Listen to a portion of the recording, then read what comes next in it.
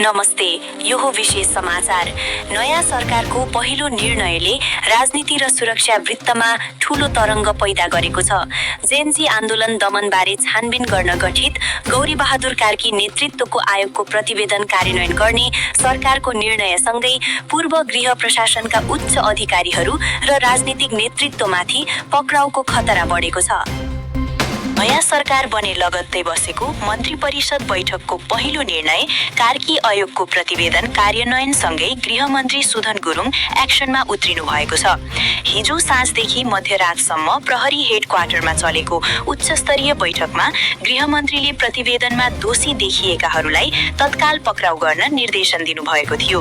तर प्रहरी प्रशासनले भने राजनीतिक नेतृत्व पक्राउको विषयमा लिखित आदेश नभएसम्म अघि बढ्न नसक्ने अडान राखेको छ। सूत्रका अनुसार प्रहरी महानिरीक्षक दान बहादुर कार्की र सशस्त्र प्रहरीका आइजिपी राजु अर्यालले स्पष्ट कानुनी आधार र लिखित पत्र बिना जरुरी पक्राउ पूर्जी जारी गर्न नसकिने बताएका छन्।